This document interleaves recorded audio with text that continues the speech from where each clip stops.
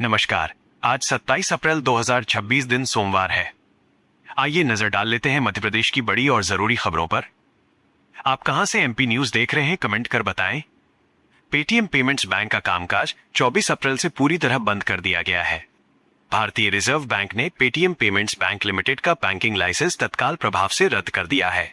RBI के मुताबिक bank के संचालन में ऐसी कमियां पाई गईं जिनसे ग्राहकों के पैसों की सुरक्षा को लेकर गंभीर चिंता उत्पन्न हुई। हालांकि ग्राहकों को राहत देते हुए यह स्पष्ट किया गया है कि बैंक के पास पर्याप्त नकदी मौजूद है, जिससे सभी जमाकर्ताओं की जमा राशि वापस की जा सकेगी।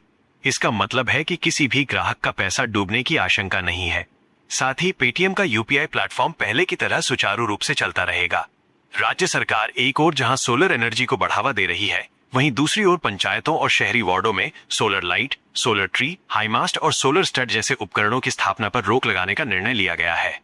ऊर्जा विभाग का कहना है कि इन उपकरणों की नियमित सफाई और रखरखाव नहीं होने के कारण ये जल्दी खराब हो जाते हैं और सरकारी धन का नुकसान होता है। इसी वजह से अब नए सोलर उपकरण लगाने पर रोक लगाई गई है। ऊर्जा विकास निगम ने मुख्य सचिव की अध्यक्षता में हुई बैठक के निर्णय के आधार पर सभी कलेक्टरों को निर्देश जारी किए हैं। मध्य प्रदेश में गेहूं खरीदी को लेकर किसानों को राहत देने के लिए सरकार ने नियमों में ढील दी है। मुख्यमंत्री मोहन यादव ने कहा है कि अब 50% तक खराब चमक वाले गेहूं की भी खरीदी की जाएगी। कम विकसित दानों की सीमा 6% से बढ़ाकर 10% कर दी गई है और क्षतिग्रस्त दानों की सीमा भी 6% तक बढ़ाई गई है। इसके लिए केंद्र सरकार की अनुमति मिल चुकी है। राज्य में गेहूं उपार्जन का लक्ष्य 78 लाख मीट्रिक टन से बढ़ाकर 100 लाख मीट्रिक टन किया गया है।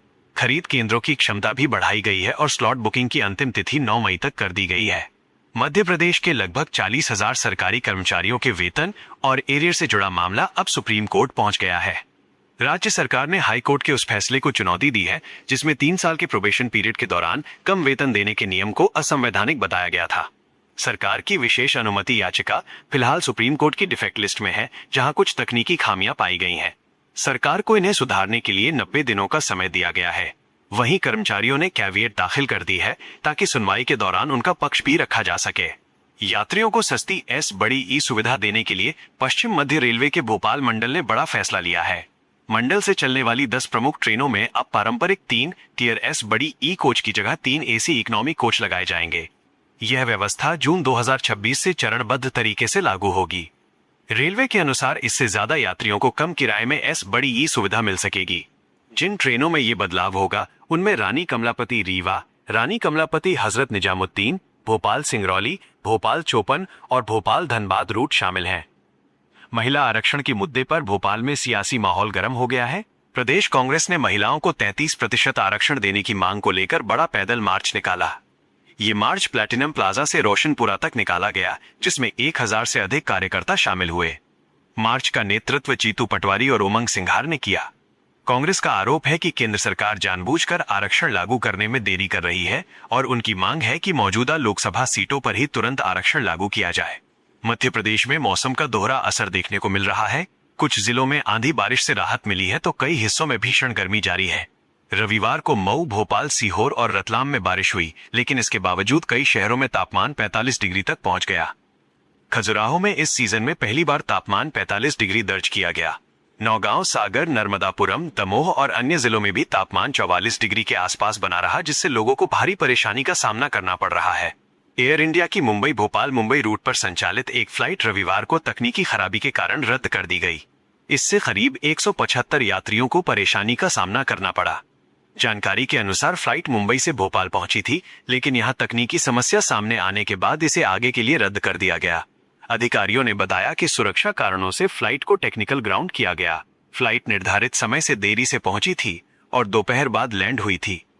सिंहस्थ 2028 की तैयारियों के तहत उज्जैन में सड़क चौड़ीकरण का काम शुरू हो गया है। कंठाल चौराहा से सती गेट तक के व्यस्त मार्ग पर रविवार से काम शुरू किया गया। प्रशासन के निर्देश पर व्यापारियों ने सहयोग करते हुए अपने प्रतिष्ठानों से सामान हटा लिया, जिससे निर्माण कार्य में तेजी आई है। ये मार्ग शहर के सबसे व्यस्त क्षेत्रों में से एक है, जहां कई प्रकार की दुकानें स्थित हैं। प्रशासन ने पहले ही व्यापारियों और रहवासियों को तैयारी के निर्देश दिए थे।